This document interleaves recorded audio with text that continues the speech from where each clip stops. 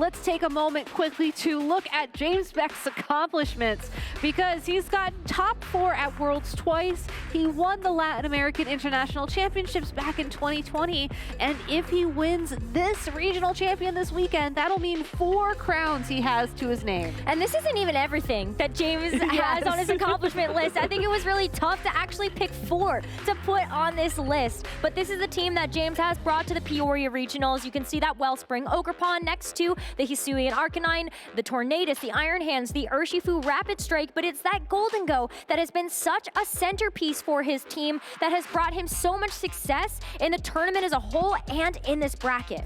Yeah, we've seen him use that Golden Go so well with Nasty Plot, but Jeremy has a Nasty Plot of accomplishments of his own. I mean, he is up there as well with getting Worlds Day 2 this year, which meant he did very well in Day 1 of Swiss, as Day 2 was a separate competition, getting top 64 at EUIC, top 32 at NAIC in 2022, but really this is his first regional semifinalist finish according to the accomplishments on screen. Yeah, this is the farthest that he's got in the tournaments that he's competed in, but he's been so close so many different times. But really, this tournament in particular, he's been showcasing why he is a top trainer and a force to be reckoned with. Take a look at his team as well. You can see the King Gambit, one of those Defiant users that we thought would be really popular based on the number of Intimidate users that are currently present in the meta, alongside an old favorite, Old Faithful, Fluttermane, Iron Hands as well, one of the more dominant Pokemon, and the Wellspring Ogerpon, the Landorus, and of course that Chi-Yu. I also find it interesting looking at Jeremy's team. You know, one brief point that we brought up earlier was this idea of taking multiple different cores and putting them together on a team. And looking at Jeremy's team, I see the Chi-Yu and the Fluttermane as one potential core, and then the Landorus, the Wellspring Ogerpon, and the Iron Hands as a 3 core, and then you put your favorite Pokemon, that King Gambit, to round it all out. Yeah, this is going to be a super exciting matchup to see what Pokemon both of these trainers really want to lean into, especially given that they have played each other before in the Swiss rounds earlier today. That was a 2-1 win for James, but this is a close one. This is anybody's game. While James is just a touch favored, it still is going to have to be an all-out brawl for both of these players. So let's get into game number 1 between James and Jeremy in this top 4, where Jeremy has brought the Chi-Yu in the Iron Hands, and James leading with the Urshifu and the Tornadus. The Tornadus holding Covert Cloak as well, so this Pokemon will have the opportunity to set up to Tailwind to go for a Rain Dance.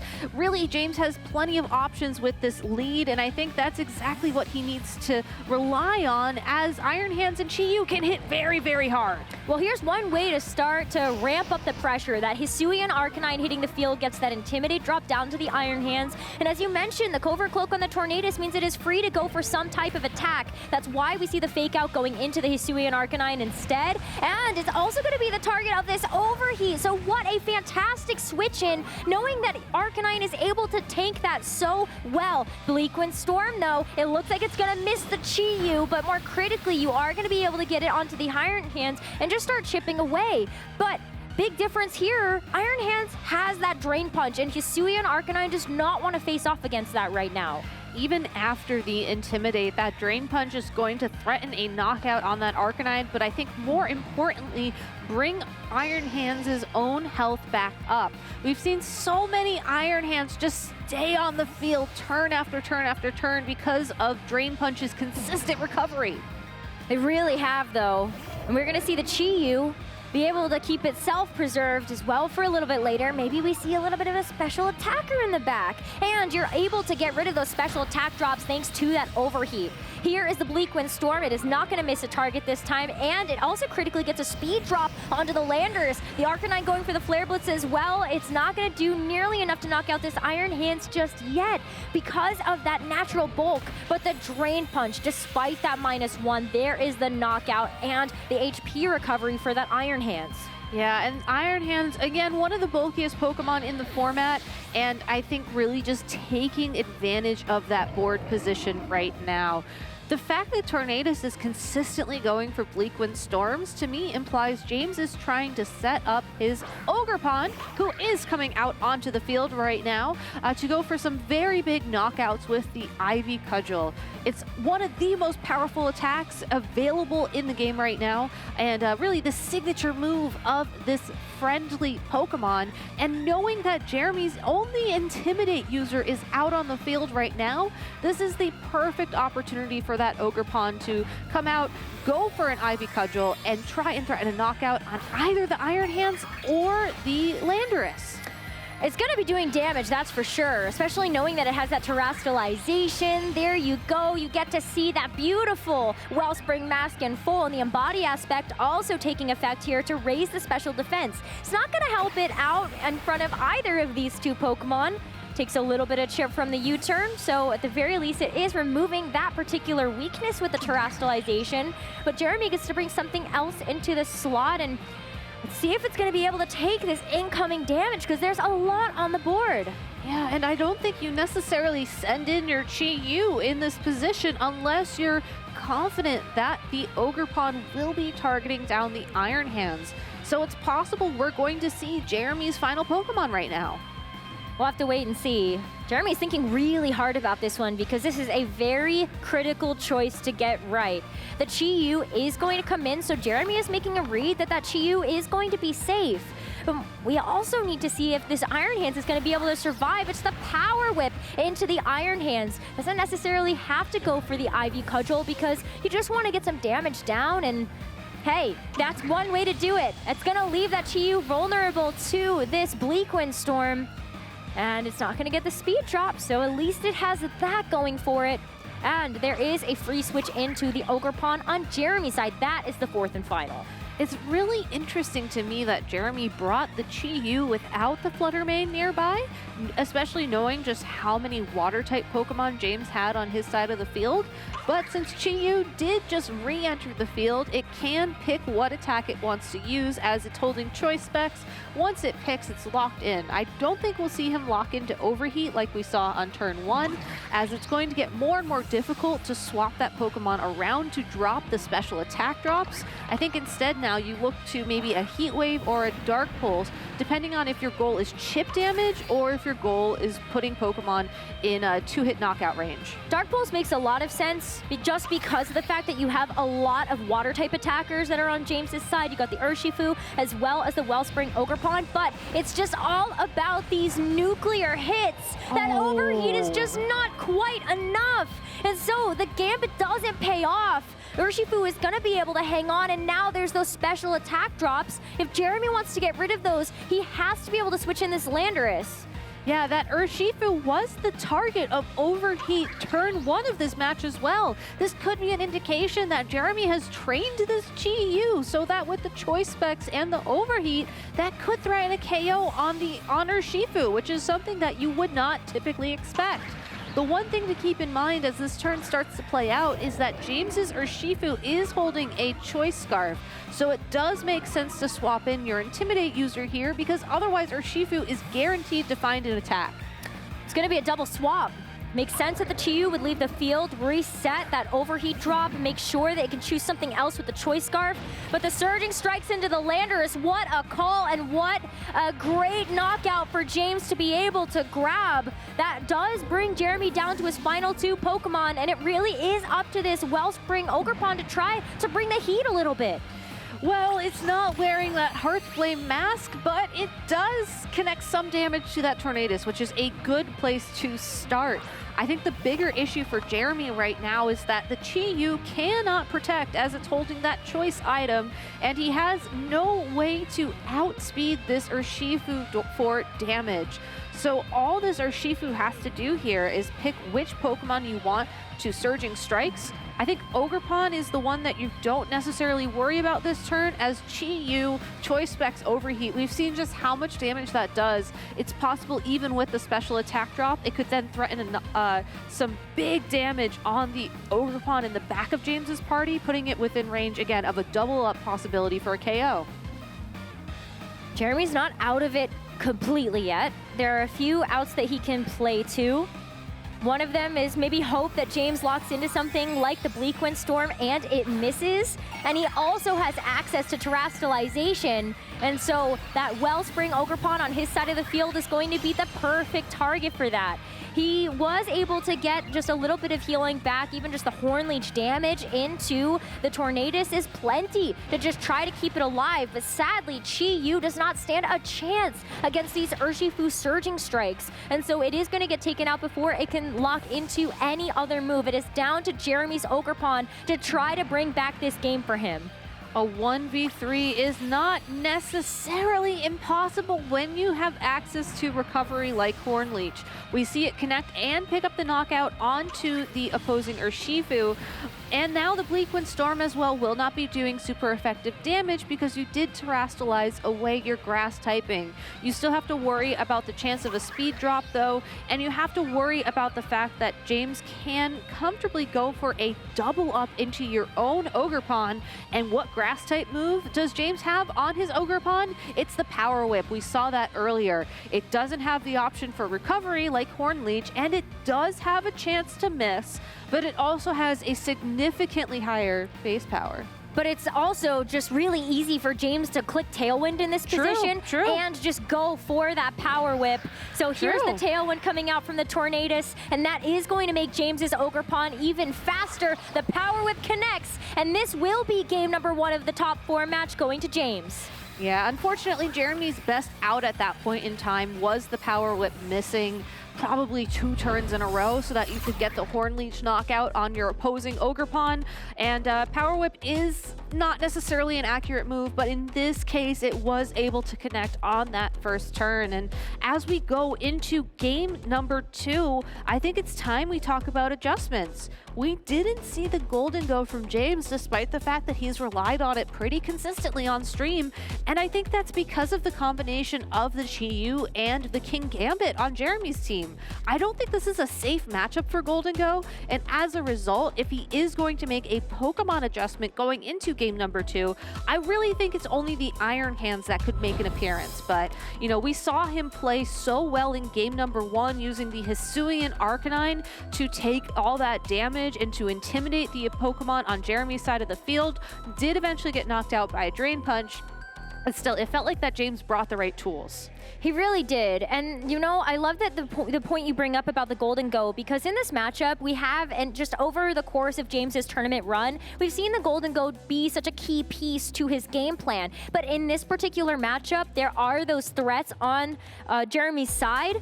But on the flip side of things, you can play rock, paper, scissors a little bit. Maybe if you expect that the King Gambit's going to come out, maybe you bring the Urshifu that would be able to connect a close combat. Or you feel forced to Terra, but Jeremy's King Gambit is Terra Dark, and the Chi-Yu is Terra Ghost. You're still able to hit it for super effective damage from something else on James's side. So it becomes really difficult to weave in and play this mind game of what do you think I'm going to bring? So let's see what game 2 has in store for us, as it's going to be the Chi-Yu and the Iron Hands here for Jeremy, and it is the Ogerpon and the Arcanine for James. The same lead from Jeremy has access to Fake Out support. We saw just how much damage that Overheat did in the previous game.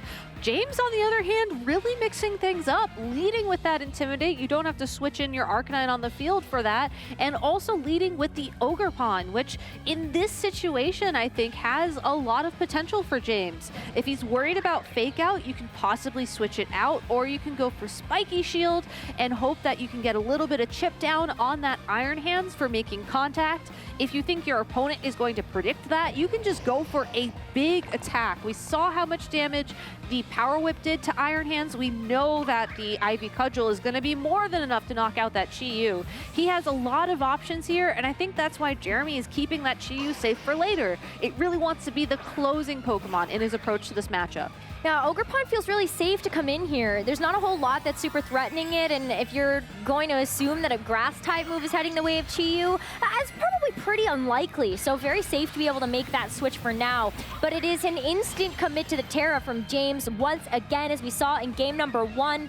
So that's going to even boost up its attacks even more if they are going to be that water type. But the fake out going into the Arcanine means that Flare Blitz is not going to be able to connect this time around, but the Ivy Cudgel is still able to come out into the Iron Hands, and that Iron Hands has been a big problem for Jeremy, and it's going to also get crit, so James is doing even more damage. He's doing even more damage and putting that Iron Hands into a position where if it isn't able to connect a Drain Punch for some significant healing, it's going to be very, very easy for the other Pokemon that James has brought to this battle to pick up that KO. That was a great turn 1 read from James. Getting all of that damage down early on Iron Hands really limits his options. You don't necessarily want to swap the Chi-Yu into that spot on the field to give Iron Hands a chance to come back later, because it's still going to be staring down an Ogerpon. And then you might not have the last Pokemon either on your team in a spot where it can swap in. So Jeremy just has to try and find an opening for this Iron Hands, and for now, it looks like it's actually going to be the Landorus Therian, his final Pokemon, taking its spot. The Urshifu switch in makes a lot of sense too, because if James was expecting a Drain Punch, then you know the Urshifu is not going to be taking too much damage from that. And just playing it safe again, not only do you get the rotation, but the spiky shield as well, because Ogerpon, like this, could go for the Horn Leech, which looks like such an easy target for that grass type attack, but instead, Ogerpon is going to take a little bit of chip damage. And that chip damage will start adding up over time. So just every little bit that you can get on the field, especially on a passive turn where you're opting to protect your Pokemon, really can make a difference in the long term. Urshifu just continuing this revolving door of Pokemon, going back into its Pokeball in favor of that Hisuian Arcanine once again. Still not super threatened. Landorus, because it is holding that Choice Scarf, just doesn't necessarily deal as much damage output as some of the other Landorus options that we see, like a Choice Band or even a Life Orb. So Hisuian Arcanine not too worried about taking an incoming Rock Slide or something like that, but it's a Stomping Tantrum! Oh, what a great read by James to switch in the Tornadus, and the Horn Leech as well. Was really hoping to connect onto the Ogerpon and try to knock it out before it was able to get too much else done. Yeah, Jeremy trying to identify that the Ogerpon was going to switch out, and whatever could come in probably would have been knocked out by a Stomping Tantrum and a Horn Leech if it was able to take damage from that first Stomping Tantrum. So James using a strategy that you don't see very often with the Tornadus in the back of your party, swapping in to take those ground type attacks. I think that's a critical strategy for trainers to keep in mind throughout Regulation E. Yeah, and you knew that Intimidate was also going to help out too. So even if there was a Rock Slide, there's still a way for James to get past that. Tailwind makes a lot of sense in this situation just to get the speed control in check. And you just go for that stab Flare Blitz because it's a one-hit knockout onto the Landorus. And now that Intimidate is off the board, that is a huge deal. And Jeremy now just has 3 Pokemon left. It's also an interesting juxtaposition of the Hisuian Arcanine as your Rock-type Intimidate user and the Landorus Therian as your Rock-type Intimidate user. Because the Arcanine is holding a Choice Band, these Flare Blitzes just do so much damage. A Choice Scarf Landorus really struggles to match that damage output. And I really love the fact that James has opted for this Pokemon, given that he does have a bit more of a passive mode with Tornadus already. Yeah, Hisuian Arcanine has been a choice that a lot of trainers have been leaning into just because of those super powerful physical type attacks. And also, yeah, okay, maybe you are 4 times weak to water at this point, but it doesn't really matter if you're just gonna hit super hard. The Bleak Wind Snorb connects onto both the Iron Hands and the Chi-Yu, but both able to hang on. So Chi-Yu able to fire back out a Dark Pulse, and the Wild Charge enough to pick up the knockout onto the Tornadus, but the recoil in response, that is going to send Iron Hands for Jeremy also off the field. And unfortunately for Jeremy, that will bring him down to his final final 2 Pokemon of that Chi-Yu and the Ogerpon, whereas James still has one Pokemon remaining in the form of that Urshifu. Sending the Arcanine out now ensures that you can get 1 Intimidate down on this Ogerpon and possibly even 2. It all depends on whether or not James wants to swap that Arcanine out one more time, or if he just wants to commit to maybe an Extreme Speed or Rock Slide for damage. With Tailwind still up on the field for at least one more turn, I think you can click Rock Slide here, hope that it connects with the Chi-Yu to deal possibly some knockout damage, and then outspeed the opposing Ogerpon and go for a Power Whip again for that knockout damage. James is in a position where he can choose to close it up very quickly. I think it's just a matter of how safe do you approach this endgame. Well, what he's really hoping for right now is that the Arcanine gets a chance to move first. If that Rock Slide connects, that's great. Chi-Yu is out of here. That's why you saw him kind of select through, okay, do I go grass or water type attack right now? And do I really care about whether or not I actually hit into Jeremy's own Ogerpon? That's actually going to end up terastallizing at this point too, except hold on a second, it's the Chi-Yu. Terra being committed over there will help to remove the weakness that it has, but James is also considering that. Do I really want to go for something else that is going to try to maybe not do as much damage? Plus the Follow Me gets a chance to come through as well. So it is going to be the Ivy Cudgel, but Water Absorb. That is so important here too. It is, and I love how Jeremy picked the No Chi-Yu. way! Oh no! That flinch was so critical for Jeremy. The fact that he was able to terastallize the Chi-Yu so it could withstand the Rock Slide, the fact that he kept Ogerpon's Grass typing and Water Absorb ability, and with the redirection, that was such a great play from him, but unfortunately just did not come to fruition. Oh, that's so rough there when you get flinched on a sliver of HP. Chi-Yu is knocked out for all of its troubles, and it's just the Ogerpon remaining. The Rock Slide to connect. James takes it out, and he wins this top 4 set 2-0 to move on to our finals of the Peoria Regional Championships.